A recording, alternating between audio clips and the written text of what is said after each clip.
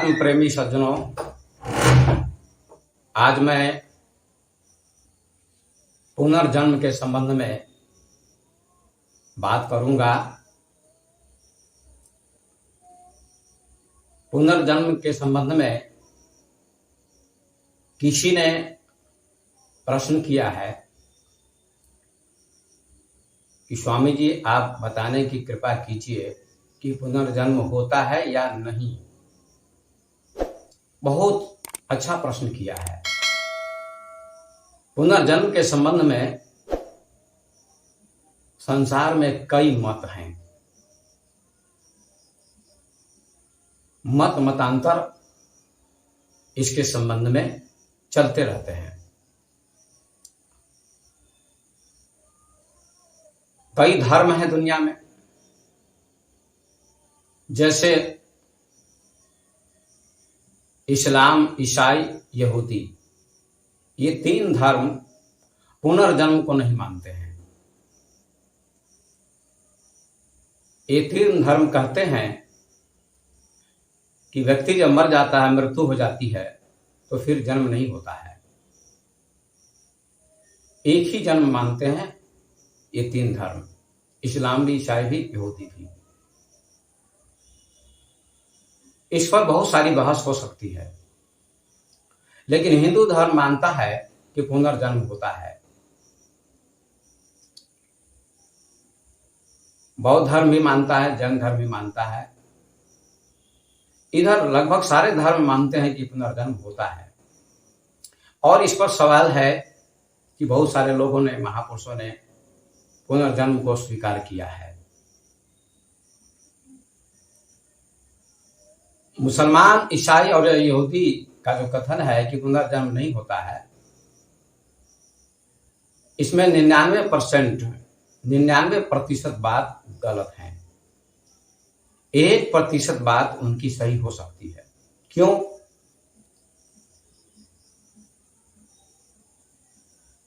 जिस व्यक्ति की कामना मिट जाती है, वासना मिट जाती है, उस व्यक्ति का जन्म नहीं हो सकता है। उस व्यक्ति का पुनर्जन्म नहीं हो सकता है। बाकी सभी लोगों का पुनर्जन्म होगा और होता है। इसलिए ईसाई धर्म में भी, यहूदी धर्म में भी, इस्लाम धर्म में भी कुछ ऐसे लोग हुए होंगे जिनकी वासना मिट गई होगी, कामना मिट गई होगी, इच्छा मिट गई होगी, तो उनका जन्म नहीं हुआ होगा। बाकी सभी लोगों की इच्छाएं तो नहीं मिटती हैं, कामनाएं तो नहीं मिटती हैं। एक साधारण व्यक्ति मर जाएगा तो उसका पुनर्जन्म कैसे नहीं होगा? आप जानते हैं कि एक बीज गेहूं का, चने का, मकई का आप बो दीजिए तो उसमें अंकुर आएगा और फिर पौधा बन जाएगा। लेकिन उसी बीज को आप अग्नि में भून दीजिए तो बोने के बाद अंकुर नहीं आएगा और पौधा नहीं हो सकेगा। जन्मने की जो क्षमता थी, अंकुर आने की जो क्षमता थी, उसको अग्नि ने नष्ट कर दिया।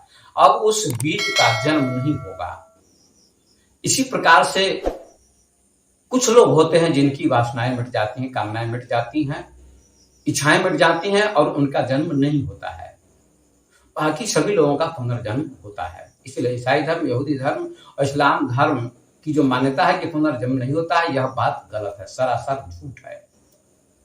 कुछ लोगों का पुनर्जन्म नहीं हुआ होगा जिन्होंने ज्ञान प्राप्त किया होगा, जिनकी वासना मिट गई होगी। जैसे मंसूर, फरीद या कुछ लोग हुए होंगे, या ईसाई धर्म में भी कुछ लोग हुए होंगे, यहूदी धर्म में भी कुछ लोग हुए होंगे जिनकी वासना मिट गई होगी ध्यान, योग, भक्ति की अग्नि से, तो उनका जन्म नहीं हुआ होगा।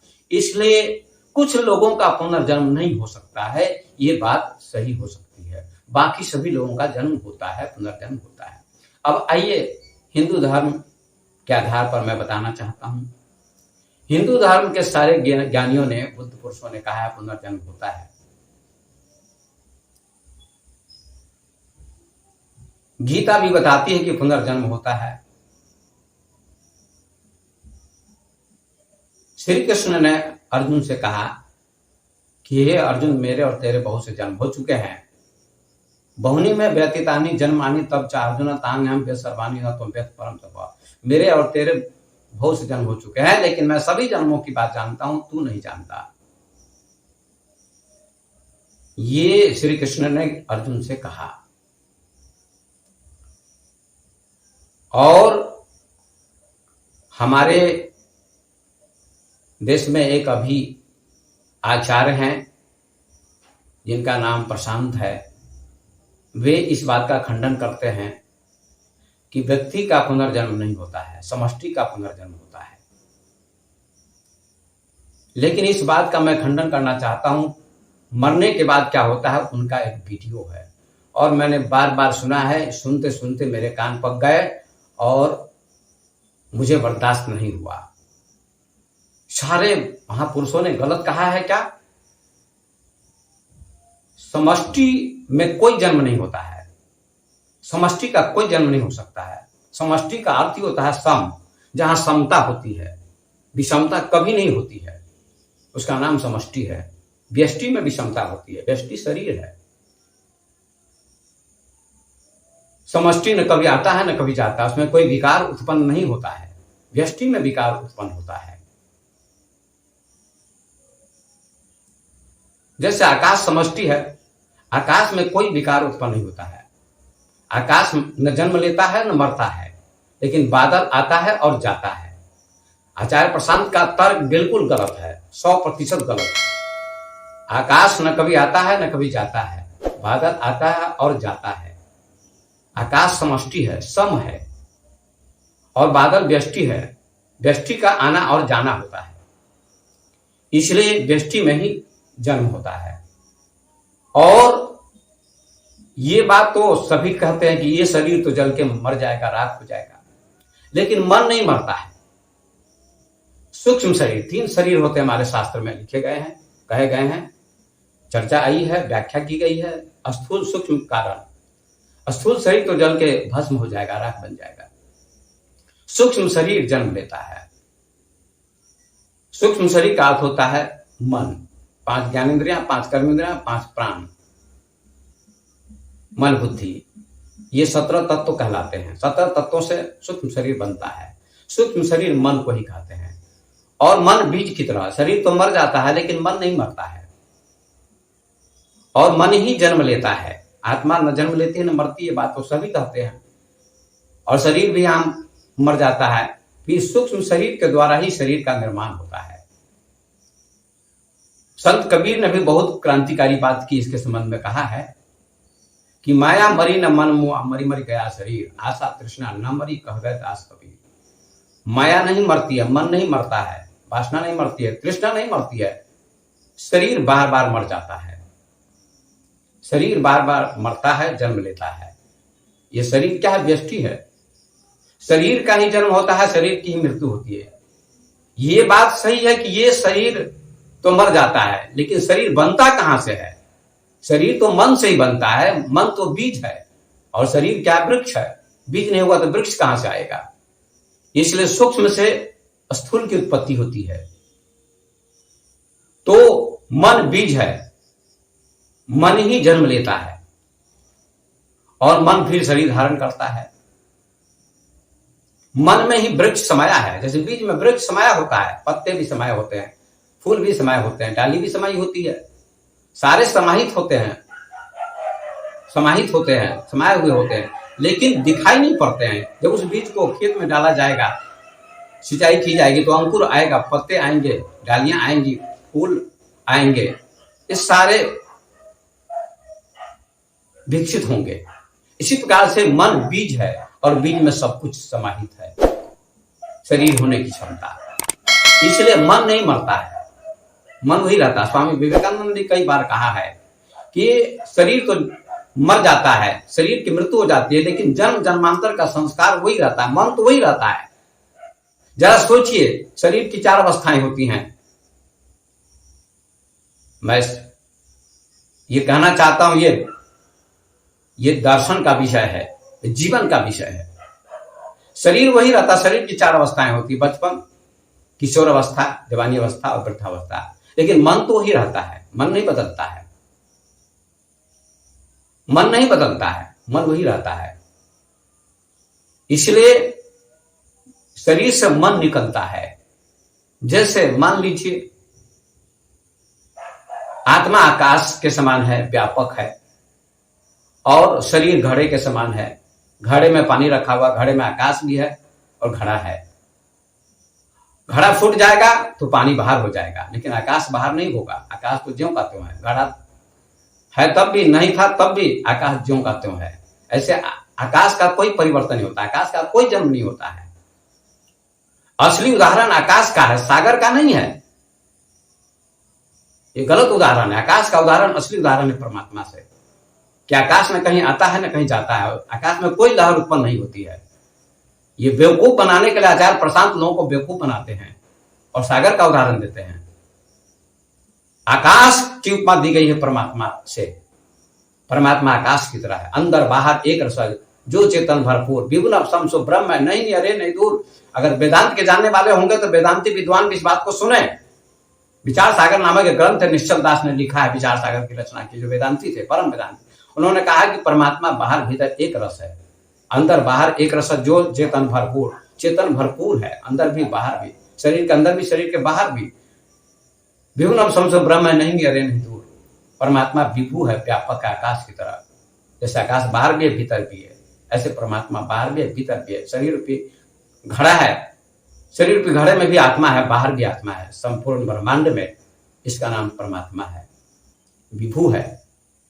इसलिए आकाश का न कहीं आना होता है न कहीं जाना होता है, एक रस ज्यों का त्यों है। विभुन समसो ब्रह्म है, नहीं अरे नहीं दूर। अंदर बाहर एक रस, जो चेतन भरपूर, जो एक रस है तीनों काल में, इसमें कोई परिवर्तन नहीं होता है। प्रकृति जड़ है, शरीर भी जड़, उसमें परिवर्तन होता है। इसलिए आत्मा में, व्यष्टि में परिवर्तन होता है, समष्टि में कोई परिवर्तन नहीं होता। समष्टि का कोई जन्म नहीं होता है, व्यष्टि का जन्म होता है, आता हो जाता है। घड़ा आया और गया, बना और मिटा, लेकिन आकाश में बनता है न मिटता है। और पानी भी बाहर जाता है, पानी मन है। अगर मन को, पानी को जला दीजिए, भाप बना दीजिए अग्नि के माध्यम से, तो पानी भी जल के भाप बन जाएगा, आकाश में चला जाएगा। कहां चला गया पता नहीं, आकाश में विलीन हो जाएगा। ऐसे ही मन रूपी पानी को आप ध्यान की अग्नि से, योग की अग्नि से जला दीजिए, तो फिर ना आना होगा न जाना होगा। बीज की भांति, जैसे बीज को आपने बूंद दिया, जला दिया, तो उसका न जन्म होगा, अब वो अंकुर नहीं आएगा, उसमें पौधा नहीं बनेगा। इस प्रकार से मन बीज की भांति है या पानी की भांति मानिए। ज्यादा बीज की भांति सटीक है कि बीज को बूंद देने के बाद, दर्द कर देने के बाद, जला देने के बाद फिर अंकुर नहीं आएगा और पौधा नहीं बनेगा, सदा के लिए मिट गया। ऐसे ही मन को ध्यान की अग्नि से मिटाना होता है। जैसे बुद्ध ने ध्यान की अग्नि से मन को मिटा दिया, तो बुद्ध ने चैलेंज के साथ कहा कि मेरा अपना जन्म होगा न मेरी मृत्यु होगी, ऐसा कहा है। अब आइए, ओशो ने भी एक बहुत सुंदर उदाहरण दिया, और ओशो का खंडन आचार्य प्रशांत बार बार करते हैं। इससे मैं बौखला गया कि ओशो जैसे सत्यवादी का, महापुरुष का वो खंडन करते हैं। ओशो सूर्य हैं, आचार्य प्रशांत दीपक हैं। सूर्य से दीपक की तुलना कभी नहीं हो सकती है, क्योंकि ओशो ने मैं मृत्यु सिखाता हूं में कहा है कि मेरे पास एक प्रोफेसर महिला आई और उस प्रोफेसर महिला ने कहा, मुझे पूर्व जन्म का स्मरण करना है, पूर्व जन्म को जानना है। जैसा कि गीता में कृष्ण ने कहा, भगवान कृष्ण ने, कि मेरे और तेरे बहुत से जन्म हो चुके हैं अर्जुन, मैं सबको जानता हूं, तू नहीं जानता। इसका मतलब क्या है कि कृष्ण का शरीर भी व्यष्टि है, अर्जुन का शरीर भी व्यष्टि है। व्यष्टि में बातचीत होती है, व्यष्टि में परिवर्तन होता है, समष्टि में कोई परिवर्तन होता है। कृष्ण के शरीर में जो आत्मा है वही, अर्जुन के शरीर में जो आत्मा है वही है, थोड़ा भी अंतर नहीं है, रत्ती भर अंतर नहीं है। कृष्ण के शरीर में जो आत्मा है वही आत्मा अर्जुन के शरीर में है। ये वेदांत कहता है, ये उपनिषद कहता है, ये मैं दावे के साथ कहता हूं, थोड़ा भी अंतर नहीं है। इसलिए कृष्ण का शरीर भी व्यष्टि है और अर्जुन का शरीर भी व्यष्टि है, और दोनों में बातचीत होती थी। इसलिए व्यष्टि का जन्म होता है, व्यष्टि की मृत्यु होती है, समष्टि की मृत्यु नहीं। तो समष्टि तो चेतना है, आत्मा है, वो अकंप है, एक रस है, उसमें कोई परिवर्तन नहीं होता, वो शाश्वत है। ये गीता कहती है। तो ओशो ने, जो बहुत बड़े दार्शनिक थे, बुद्ध पुरुष भी थे, और उन्होंने कहा उस प्रोफेसर महिला से कि तुम्हें पूर्व जन्म को जानना है? कहा हाँ जानना है। उस प्रोफेसर महिला ने कहा कि मैं चरित्रवान महिला हूं, सती नारी हूं, मैंने किसी पुरुष से संबंध स्थापित नहीं किया है इस जन्म में। और जहां तक मेरी उम्मीद है, जहां तक मेरा विश्वास है, मैं सती नारी हूं, पवित्र नारी हूं, आचरणवान नारी हूं। मैंने कोई भी विचार नहीं किया, दूसरे पुरुष से संबंध स्थापित नहीं किया है। ओशो ने कहा गलत बात, तुम पूर्व जन्म की वेश्या हो। तो वो चौंक गई और कहा आप ऐसा कैसे कह सकते हैं? कहा ऐसा मैं सच ही कहता हूं, अगर तुमको देखना हो तो इसके लिए प्रयोग करना होगा। मैंने तो कहा था मत देखो पूर्व जन्म को, क्योंकि पूर्व जन्म इस जन्म और उस जन्म के बीच में प्रकृति पर्दा डाल देती है। जैसे आप कमरे में हैं, खिड़की बंद है, उधर के व्यक्ति को हम नहीं देखेंगे, उधर का व्यक्ति हमको नहीं देखेगा, लेकिन खिड़की खोल दी जाएगी तो एक दूसरे को देख सकते हैं। प्रकृति खिड़की है या दीवार है, जब दीवार टूट जाएगी तो एक दूसरे को देख सकते हैं। हम पूर्व जन्म को भी देख सकते हैं कि हम क्या थे, हम क्या थे। तो ओशो ने उस प्रोफेसर महिला से कहा कि तुम पूर्व जन्म को देखने का प्रयास मत करो, लेकिन उसने जिद की कि मैं देखूंगी। तो कहा कि ठीक है, देखो, प्रयोग करो।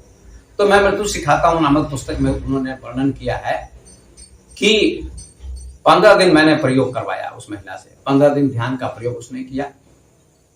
इसका नाम है जाति स्मरण। उन्होंने, ओशो ने बुद्ध और महावीर के बारे में उल्लेख किया है कि बुद्ध और महावीर का सबसे बड़ा योगदान है जाति स्मरण का योगदान। माने पूर्व जन्म में मैं क्या था, इसको आप जान सकते हैं। आप पशु थे कि पक्षी थे कि आदमी थे, इसको आप जान सकते हैं। तो ओशो ने उस महिला को, प्रोफेसर महिला को प्रयोग करवाया। उस प्रोफेसर महिला ने प्रयोग किया 15 दिनों तक ध्यान का, और प्रयोग करने के पश्चात 15वें दिन कहते हैं 2 बजे रात्रि को ओशो के पास भागी आई और उसने कहा कि ये दृश्य बंद कीजिए, मैं परेशान हूं, रो रही हूं, चिंतित हूं। तो कहा क्यों? कहा आपने सही कहा, मैं पूर्व जन्म में एक वेश्या थी, एक मंदिर में अनेक पुरुषों के साथ मैंने संबंध स्थापित किया। अब इस दृश्य को मैं देखना नहीं चाहती हूं, बंद करिए। उन्होंने कहा दीवार को तोड़ने में समय नहीं लगता, जोड़ने में समय लगता है। तो पहले जन्म और जन्म के बीच में जो बाधा थी, दीवार थी, उसको हमने तोड़ दिया है, तोड़वा दिया है। और अगर उस दृश्य को बंद करना होगा तो और ज्यादा साधना करनी पड़ेगी, और ज्यादा ध्यान करना पड़ेगा, प्रयोग करना पड़ेगा, तब वह दृश्य बंद होगा। तो ऐसा ही किया उन्होंने, ओशो ने करवाया उस महिला से, और वह दृश्य बंद हो गया। तो मैं कहना चाहता हूं कि ओशो ने प्रयोग किया और करवाया। ओशो की बात बिल्कुल सत्य है, बिल्कुल सत्य है। और बुद्ध ने भी कहा मैं कभी हाथी था, जंगल में आग लगी और सभी जानवर भागने लगे, मेरे पैर के नीचे एक खरगोश आ गया, मैंने पैर उठाया और सोचा कि मैं पैर नीचे रखूंगा तो खरगोश मर जाएगा, खरगोश मर जाएगा। तो मैं पैर उठाया ही रखा, अग्नि मुझे जलाकर राख कर गई, मैं राख बन गया, मर गया, और खरगोश बच गया, अग्नि बुझ गई। उसके बाद ही मेरा जन्म बुद्ध में हुआ, बुद्ध के रूप में मैं अवतरित हुआ। मुझ में करुणा उत्पन्न हुई और खरगोश की मैंने रक्षा की और मैं अंत में बुद्ध बना। शंकराचार्य के बारे में भी ऐसा कहा जाता है कि शंकराचार्य ने, जगत गुरु शंकराचार्य ने मंडन मिश्र से शास्त्रार्थ करके मंडन मिश्र को पराजित किया, और उसकी पत्नी ने शंकराचार्य से कहा कि आपने केवल मंडन मिश्र को पराजित किया, मेरे पति को पराजित किया है, मैं तो अर्धांगिनी हूं, आधी हार हुई है, आधी हार नहीं हुई है, आप मुझे पराजित कीजिए। कहा बोलो क्या प्रश्न है। तो शंकराचार्य से सरस्वती ने, मंडन मिश्र की पत्नी भारती ने प्रश्न पूछा कि संभोग का जो आनंद है वो कैसा होता है, पति पत्नी का जो आनंद है वो कैसा होता बताइए। तो शंकराचार्य बाल ब्रह्मचारी थे, नहीं बता सके, कहा इसके लिए समय देना पड़ेगा। तो कहा जाता है कि उन्होंने समय मांगा और अमृत नाम का राजा मर गया था, उसके शरीर में प्रवेश किया सूक्ष्म शरीर से, ये शरीर यही रह गया, और सूक्ष्म शरीर से प्रवेश किया, पर काया प्रवेश की कला जानते थे। और 6 महीने तक उन्होंने उसकी पत्नी से अमृत नाम की नामक राजा की पत्नी से सहवास किया, संभोग किया, स्त्री का आनंद लिया, उसके बाद उस शरीर को छोड़कर आते हैं और अपने शरीर में प्रवेश कर जाते हैं। तब तक इनके शरीर को सुरक्षित रखा गया था किसी योग विद्या के द्वारा। ऐसा ओशो ने मैं मृत्यु सिखाता हूं नामक पुस्तक में वर्णन किया है कि शंकराचार्य के शिष्यों ने उनके शरीर को किसी माध्यम से सुरक्षित रखा था। इसकी पूरी व्याख्या मैं मृत्यु सिखाता हूं नामक पुस्तक में की गई है, मैं यहां विशेष व्याख्या नहीं करूंगा। तो शंकराचार्य पुनः अपने शरीर में लौट जाते हैं और जीवित हो जाते हैं और भारती के प्रश्न का उत्तर देते हैं। तो ये सूक्ष्म शरीर से शंकराचार्य को प्रवेश करना पड़ा। तो सूक्ष्म शरीर की विशेषता है। तो और भी बात हमारे शास्त्रों में आई है कि पूर्व जन्म का स्मरण हो सकता है। पूर्व जन्म के स्मरण के बाद ही पुनर्जन्म का स्मरण होता है, पुनर्जन्म होता है। पूर्व जन्म का स्मरण किया जा सकता है, हो सकता है, जैसा कि बुद्ध को हुआ, जैसा कि कृष्ण को हुआ। व्यष्टि में ही स्मरण होता है, समष्टि में तो स्मरण होता भी नहीं है। समष्टि में तो द्वैत है ही नहीं, तो स्मरण कैसे होगा? वहां तो अद्वैत है, एक है। एक में स्मरण का सवाल ही नहीं उठता है, प्रश्न नहीं उठता है। आचार्य प्रशांत का यह कथन गलत है। समष्टि में अद्वैत में बात नहीं होती है, लेकिन कृष्ण व्यष्टि में थे, शरीर व्यष्टि होता है, और अर्जुन का शरीर भी व्यष्टि था। दोनों में बातचीत हुई और कृष्ण ने पूर्व जन्म की बात बताई। समष्टि में तो बातचीत हो ही नहीं सकती है, समष्टि तो एक और अद्वैत है। इसलिए ओशो की बात सत्य है कि पूर्व जन्म का स्मरण दिलाया प्रोफेसर महिला को, और इधर पुनर्जन्म हुआ उसको, लेकिन वो शरीर तो नहीं मिला, लेकिन दूसरा शरीर मिला सूक्ष्म शरीर के द्वारा। पूर्व जन्म की बात याद थी उसको, आई बात याद, पर्दा पड़ा था। ध्यान का प्रयोग करवाया ओशो ने 15 दिनों तक, तो उसका पर्दा हटा और उसको पूर्व जन्म की याद आई। इसलिए पुनर्जन्म व्यष्टि का होता है, समष्टि का नहीं होता है। क्या भारत के सारे ज्ञानी पागल हैं, मूर्ख हैं? बुद्ध, महावीर, शंकराचार्य, विवेकानंद भी कई बार कहा है कि शरीर तो मिट जाता है, लेकिन संस्कार वही रहता है, मन वही रहता है, और मन के माध्यम से जन्म होता है व्यक्ति का, फिर शरीर धारण करता है। और राजू काजू हो सकता है। आचार्य प्रशांत ने कहा कि राजू काजू नहीं हो सकता है, मैं कहता हूं राजू काजू हो सकता है। वासना के अनुसार राजू काजू हो जाता है। वृक्ष की योनि में जाना पड़ेगा, पशु की योनि में जाना पड़ेगा, जैसी वासना होती है वैसा शरीर मिलता है। भागवत में उल्लेख है 5वें स्कंद में कि ऋषभ देव के 100 पुत्र थे, और पहले पुत्र का नाम था भरत। भरत ने राज्य का त्याग कर दिया और गंडक नदी के तट पर ध्यान किया, पूजन किया, भजन किया, और एक हिरण में मोह हो गया। हिरण में मोह होने के कारण उनका जब जन्म हुआ, पुनर्जन्म, तो हिरण में हुआ। हिरण में उनका जन्म हुआ, ये भागवत का प्रमाण है। हिरण का शरीर मिल गया, पशु की योनि मिली, राजू काजू हो गया, अर्थात वो आदमी थे और पशु हो गए, मृग हो गए। ये भागवत का प्रमाण है, भागवत का उदाहरण है।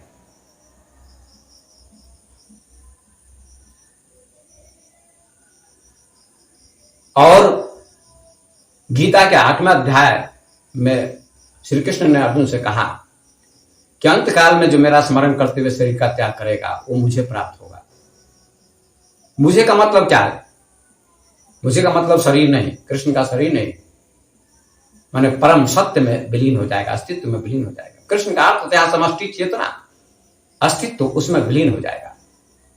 अंत काले च मामेव स्मरण मुक्त्वा कलेवरम यः प्रयाति समद्भावम नास्ति अत्र संशय। इसमें कोई भी संशय नहीं है। हे अर्जुन, जो अंत काल में, मृत्यु के समय में मेरा स्मरण करते हुए, मेरी याद करते हुए शरीर का त्याग करेगा, वो मुझ में समा जाएगा, अर्थात अस्तित्व में समा जाएगा। कृष्ण का अर्थ यहाँ अस्तित्व होता है, चेतना, आत्मा, परमात्मा, उसमें समा जाएगा। लेकिन इसमें शर्त है कि अंत समय में तो डाकू चोर भी परमात्मा का स्मरण करेगा, तो डाकू चोर को भी क्या अस्तित्व में समाने का सौभाग्य मिलेगा? नहीं। यम जो वापि स्मरण भावम त्यजन्ते कलेवरम तम तम निवेति कौन्ते सदा तत् भावापिता। जिस जिस भाव का चिंतन करता आया है बचपन से, वही वही भाव को प्राप्त होगा। अर्थात अगर वो परमात्मा का चिंतन करता आया है, ध्यान योग करता आया है, तो अंत में परमात्मा में समा जाएगा, समष्टि में समा जाएगा। अगर भैंस बैल का चिंतन करके मरेगा, तो भैंस की योनि में जाना पड़ेगा, बैल की योनि में जाना पड़ेगा। गीता में कृष्ण बार बार कहते हैं, 14वें अध्याय में कहते हैं कि सतोगुण में शरीर छोड़ने वाला व्यक्ति देवलोक हो जाता है, रजोगुण में शरीर छोड़ने वाला व्यक्ति मनुष्य लोक में जाता है, मनुष्य बनता है, और तमोगुण में शरीर छोड़ने वाला व्यक्ति, तमोगुण में जीने वाला व्यक्ति कीट आदि योनियों में जाता है। ये प्रत्यक्ष प्रमाण। इसका मतलब है कि मनुष्य कीड़े में चला गया, मकोड़े में चला गया। ये 14वें अध्याय में भगवान कृष्ण कहते हैं अर्जुन से। तमोगुण में शरीर छोड़ने वाला व्यक्ति, तमोगुण में जो जिया था, जिया क्रोध में, अहंकार में, बुराइयों में, डकैती में, मांस खाने में जीवन व्यतीत किया, ऐसा व्यक्ति तमोगुणी व्यक्ति होता है। और ऐसा व्यक्ति जब शरीर छोड़ेगा, शरीर का त्याग करेगा, उसकी मृत्यु होगी, तो कीड़े मकोड़े की योनियों में जाएगा। ऐसा श्री कृष्ण ने गीता के 14वें अध्याय में कहा है। इसका सटीक प्रमाण है, सटीक प्रमाण है। इसलिए इतनी जनसंख्या बढ़ रही है। अगर व्यष्टि का जन्म नहीं होगा तो जनसंख्या की वृद्धि नहीं होगी।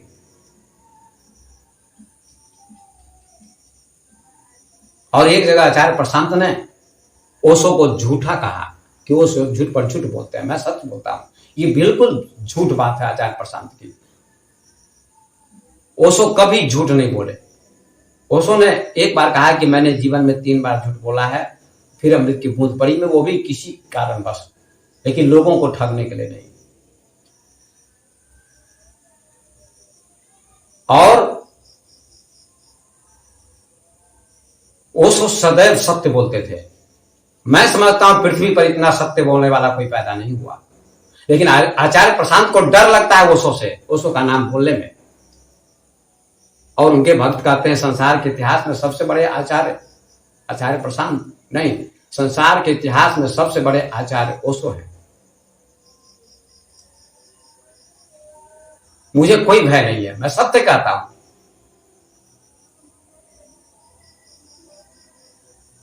क्योंकि सारे महापुरुषों को ओशो ने उजागर किया।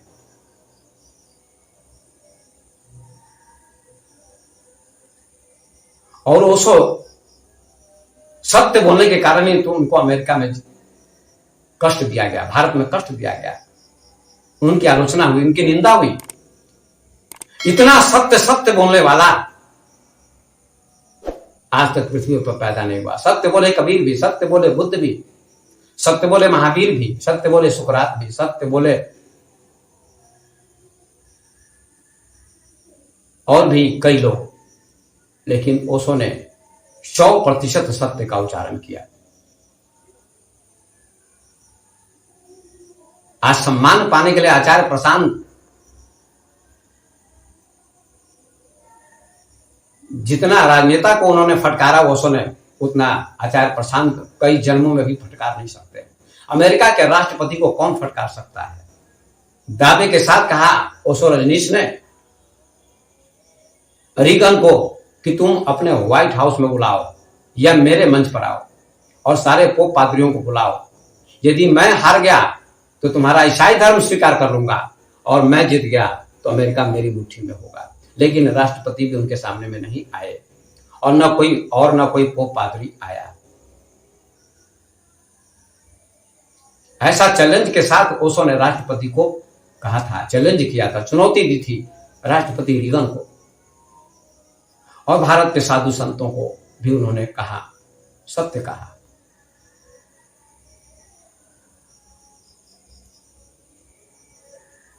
इसलिए आचार्य प्रशांत बड़े घमंड में बोलते हैं, थोड़ा आदर भी करना चाहिए। ओशो के बारे में कहा झूठ पर झूठ बोलते हैं ओशो, ये आचार्य प्रशांत को नहीं बोलना चाहिए। ओशो के ऊपर कीचड़ उछालकर आचार्य प्रशांत ने अच्छा नहीं किया। उनको ओशो से माफी मांगनी चाहिए और अपनी वाणी को पवित्र करना चाहिए। यह मैं आचार्य प्रशांत से कहना चाहता हूं। हाँ, कुछ बातें उनकी अच्छी हैं, लेकिन अनाप शनाप जो बोलते हैं ओशो के बारे में और भी महापुरुषों के बारे में, ये अच्छी बात नहीं है। इसलिए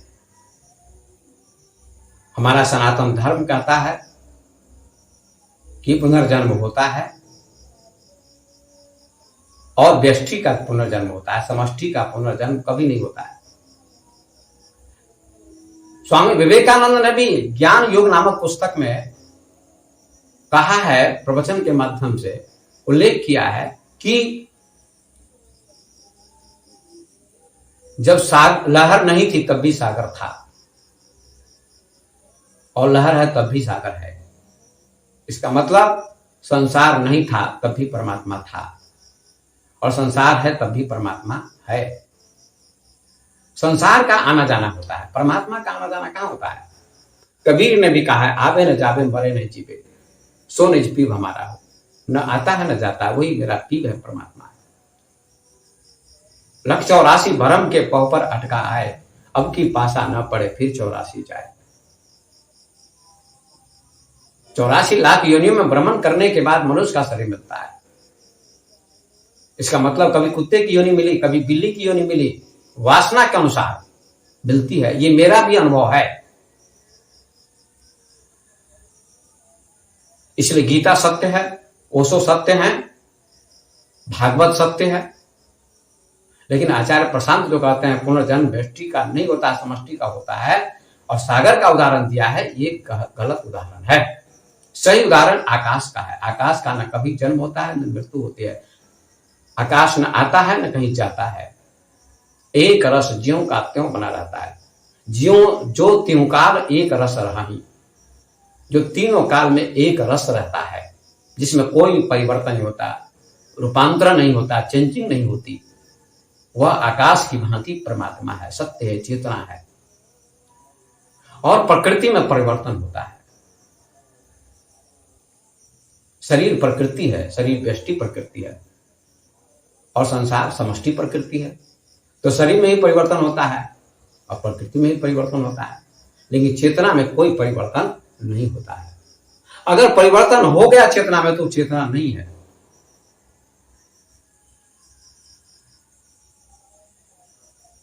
जड़ और चेतन दोनों अलग अलग हैं। शरीर जड़ है, आत्मा चेतन है।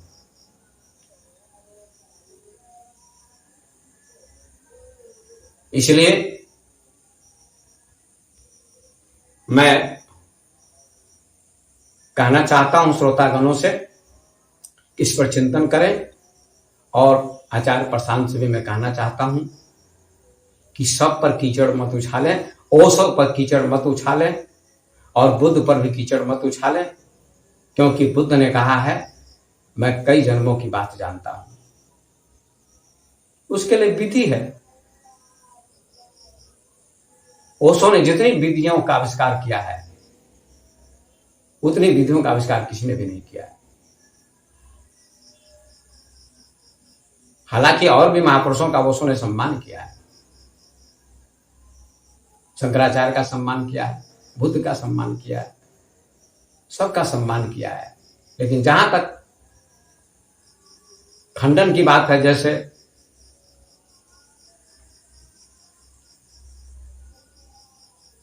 उन्होंने संभोग से समाधि की ओर पर व्याख्यान दिया, कोई गलत व्याख्यान नहीं दिया।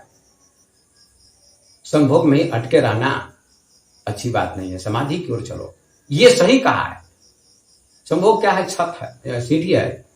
समाधि क्या है? छत है। सीढ़ी के माध्यम से छत पर चलो, सीढ़ी को पकड़े मत रहो, जाओ और छत पर चले जाओ।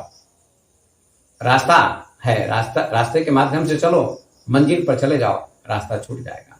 रास्ते को पकड़े मत रहो, मंजिल की ओर चलो। ये चुनौती के साथ ओशो ने कहा है और ये सही भी है, अनुभव उनका सही है। इस पर सारे महापुरुषों ने पर्दा डाला, लेकिन ओशो ने पर्दा नहीं डाला तो ओशो की निंदा हुई, आलोचना हुई। लेकिन ओशो ने सत्य कहा है, गलत नहीं कहा है। ओशो ने तो यहां तक कहा कि मैं सेक्स का सबसे बड़ा दुश्मन हूं पृथ्वी पर, लेकिन मैं सेक्स की निंदा नहीं करता हूं, संभोग की निंदा नहीं करता हूं,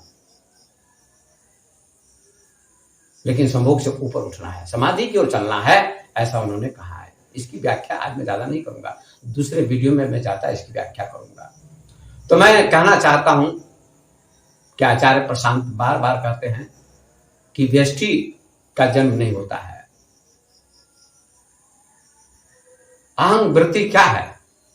अहंग वृत्ति मन में ही होती है और मन का ही जन्म होता है। तो मन क्या है? व्यष्टि है। अहंकार तो उसका पत्ता है। अहंग वृत्ति मन है, मन में ही अहंग वृत्ति होती है, चाहे वासना होती, कामना होती है। मैं विद्वान हूं, मैं ज्ञानी हूं, मैं धनवान हूं, ये सब वृत्ति कहां होती है? मन में होती है। आत्मा में तो ऐसी वृत्ति होती नहीं है। आत्मा तो निर्विकार है और शरीर को ऐसा ज्ञान हो नहीं सकता है।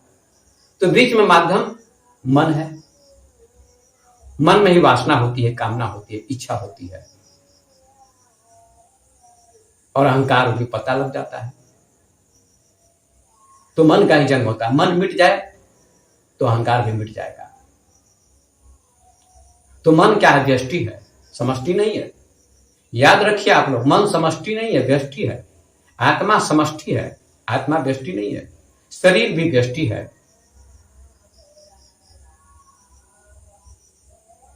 इसलिए शरीर का निर्माण होता है मन के माध्यम से। मन बीज है और शरीर वृक्ष है। इसको विज्ञान की भाषा में साइकोसोमेटिक कहा गया है। इसलिए ओशो ने बिल्कुल सत्य कहा है, कोई झूठ नहीं कहा है उन्होंने। आचार्य प्रशांत को ऐसा नहीं बोलना चाहिए कि ओशो झूठ पर झूठ बोलते हैं। ओशो जैसा सत्य बोलने वाला पैदा नहीं हुआ और ओशो को आप कहते हैं ओशो झूठ पर झूठ बोलते हैं। आप सच बोलते हैं, आप बहुत जगह झूठ बोलते हैं लोगों को प्रसन्न करने के लिए।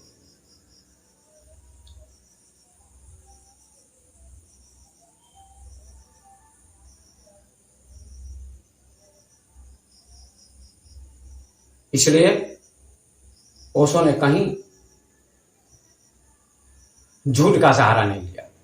अगर झूठ का सहारा लिया होता तो उनका सम्मान सबसे ज्यादा होता। बुद्ध से भी ज्यादा सम्मान होता उनका, महावीर से भी ज्यादा सम्मान होता उनका, शंकराचार्य से भी ज्यादा सम्मान होता उनका। लेकिन उन्होंने झूठ का सहारा कभी नहीं लिया। बुद्ध ने भी कुछ सत्य पर पर्दा डाला, यद्यपि बुद्ध सत्यवादी थे, लेकिन बुद्ध ने स्त्री का अनुभव किया। स्त्री सुख को जाना और अंत में उद्धत्त उपलब्ध होने के बाद भिक्षुओं से कहते थे दूर रहो, तुम स्त्री से दूर रहो। क्यों स्त्री से दूर रहो ऐसा क्यों कहते थे? कि भिक्षुक हमारे भिक्षुनी के साथ भ्रष्ट हो जाएंगे, उनका पतन हो जाएगा। क्या पतन होगा? बड़े बड़े ऋषि मुनियों ने स्त्री का अनुभव किया और स्त्री से ऊपर उठ गए। भगवान शिव ने भी स्त्री का संग किया और भगवान शिव को योगी कहा जाता है। स्त्री के साथ रहते हुए भी अनासक्त थे। रामकृष्ण परमहंस स्त्री के साथ थे और अनासक्त थे। लेकिन बुद्ध ने भी इस पर पर्दा डाल दिया कि स्त्री से दूर रहो। अगर स्त्री का संपर्क हो जाए तो पतन हो जाएगा। नहीं, बिल्कुल पतन नहीं होगा, बिल्कुल पतन नहीं होगा। पतन जो बेहोशी पूर्वक स्त्री का संबंध करेगा उसका पतन होगा, जो होश पूर्वक करेगा उसका पतन कभी नहीं होगा। होश की कला तो आती नहीं, होश की कला तो आचार्य प्रशांत सिखाते नहीं कि होश पूर्वक। अगर ये कुछ सिखाते भी होंगे तो ओशो को पढ़ के ही बताते होंगे कि साक्षी बनो, या बुद्ध की तरह साक्षी बनो। होश पूर्वक यदि स्त्री का संबंध भी करेगा तो स्त्री से ऊपर उठ जाएगा। ऐसा बुद्ध ने नहीं कहा कि होश पूर्वक स्त्री के साथ भी तुम संबंध स्थापित करो तो तुम ऊपर उठ जाओगे, स्त्री से ऊपर उठ जाओगे, वासना से मुक्त हो जाओगे। लेकिन ओशो ने कहा होश पूर्वक स्त्री के साथ संबंध करो तो तुम ऊपर उठ जाओगे, मुक्त हो जाओगे। ये बात बुद्ध ने नहीं कही, ये बात शंकराचार्य ने भी नहीं कही। क्या आचार्य प्रशांत को ये ज्ञान नहीं, होश नहीं है कि ये बात केवल ओशो ने प्रवचन के माध्यम से कही कि होश पूर्वक तुम स्त्री से संबंध करोगे, संभोग करोगे तो तुम ऊपर उठ जाओगे, समाधि में चले जाओगे, समाधिस्थ बन सकोगे। ऐसा स्पष्टीकरण ओशो के अलावा किसी ने भी नहीं किया।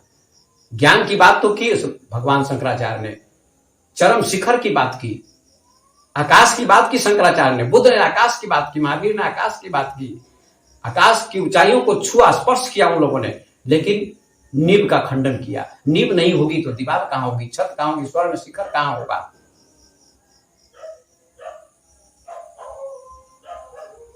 तो ओशो ने कहा संभोग नींव है और इससे समाधि रूपी छत की प्राप्ति होती है, शिखर की प्राप्ति होती है। यह स्पष्टीकरण ओशो ने किया और पुनर्जन्म को भी स्वीकार किया।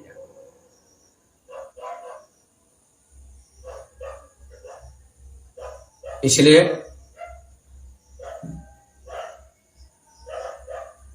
मैं सुनते सुनते परेशान हो गया कि बार बार क्यों खंडन करते हैं। इतनी जनसंख्या बढ़ रही है,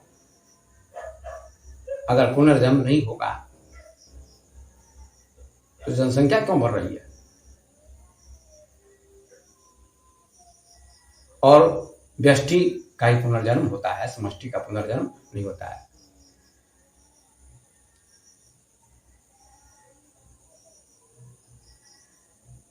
आप लोग, मैं मृत्यु सिखाता हूं, ओशो की पुस्तक जरूर पढ़िए, उसमें बहुत सुंदर विश्लेषण किया है ओशो ने कि कोई भी पूर्व जन्म को जानना चाहे तो मैं बता सकता हूं, इसकी विधि भी बताई गई है। ये मैं निवेदन करता हूं श्रोतागणों से कि मैं मृत्यु सिखाता हूं, ओशो की पुस्तक है, उसमें उन्होंने विस्तार से उल्लेख किया है, वर्णन किया है, व्याख्या की है कि तुम पूर्व जन्म को जानना चाहते हो तो जान सकते हो।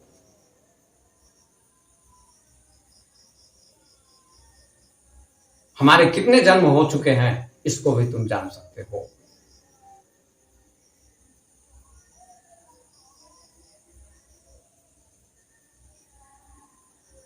महाभारत में आप सभी जानते हैं कि भीष्म पितामह ने भगवान कृष्ण से पूछा मृत्यु के समय में कि मुझे बानों की शैया पर क्यों सोना पड़ा है। मैंने कोई पाप नहीं किया, न माता को दुख दिया, न पिता को दुख दिया, न समाज को दुख दिया, फिर मुझे बानों की शैया पर क्यों सोना पड़ा है, बाण क्यों लगे हैं।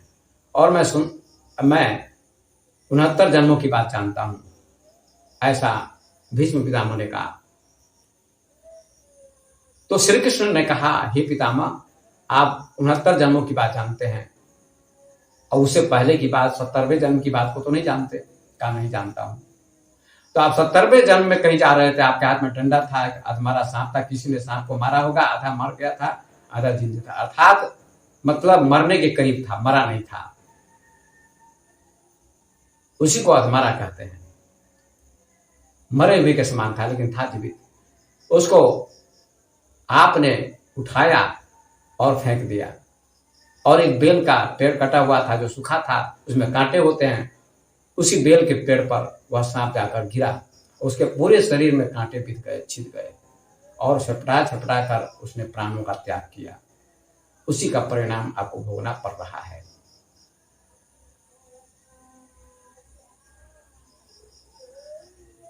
ये महाभारत का प्रसंग है। तो पूर्व जन्म की बात को व्यक्ति जान सकता है कि मैं क्या था, मैंने क्या किया। इसके लिए ध्यान का प्रयोग करना पड़ेगा।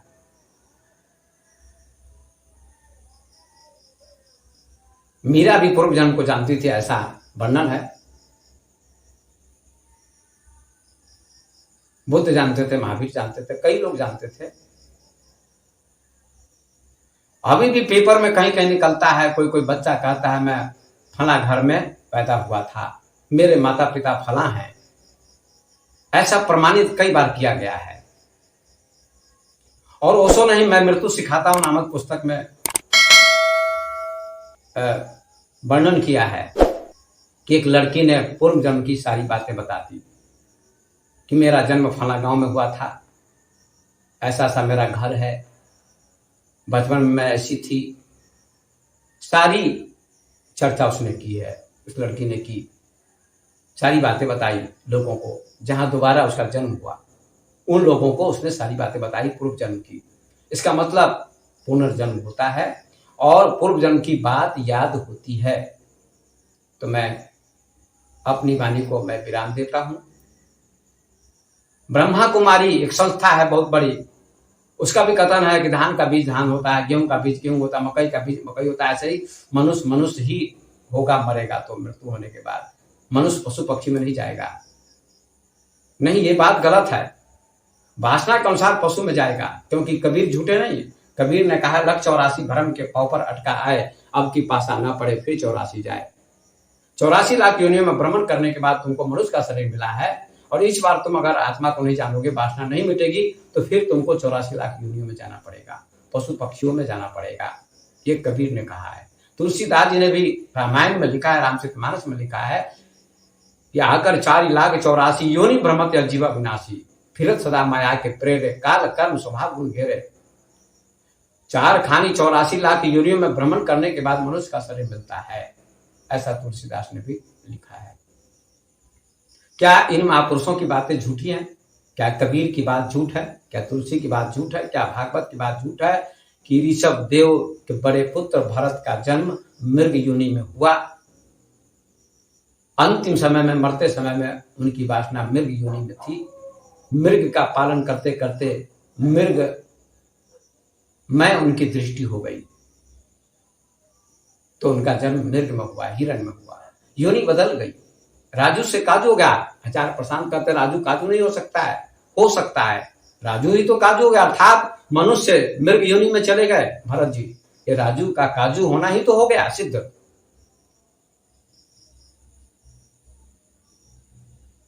हाँ, जिसकी वासना मिट जाती, कामना मिट जाती है, ऐसे व्यक्ति का जन्म नहीं होता है, फिर पुनर्जन्म नहीं होता, मुक्ति मिल जाती है। वही अंतिम बीज का उदाहरण देते हुए अपनी वाणी को मैं विराम देता हूं कि बीज जल जाएगा, भुन जाएगा तो उसका पुनर्जन्म नहीं होगा, पौधा नहीं होगा, जमने की क्षमता समाप्त हो जाएगी। अब मैं अपनी वाणी को विराम देता हूं। इसलिए आचार्य प्रशांत ने जो बार बार ओशो का खंडन किया है, उनको ओशो का खंडन करने का कोई हक नहीं है, और उन्होंने ओशो का खंडन गलत किया है, सही नहीं किया है। ओशो सत्य है, बुद्ध सत्य है, महावीर सत्य है, गीता सत्य है, भागवत सत्य है, और शंकराचार्य सत्य है कि उन्होंने सूक्ष्म शरीर से राजा के शरीर में प्रवेश किया और स्त्री सुख का भी अनुभव किया।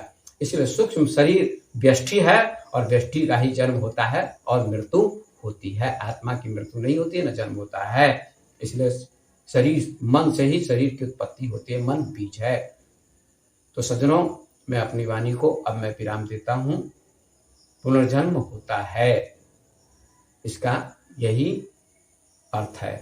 पुनर्जन्म होता है या नहीं होता है, ये प्रश्न था। पुनर्जन्म होता है या नहीं होता है, ये प्रश्न था। इसका उत्तर मैंने दिया है। अब अपनी वाणी को मैं यही विराम देता हूं। बहुत बहुत धन्यवाद।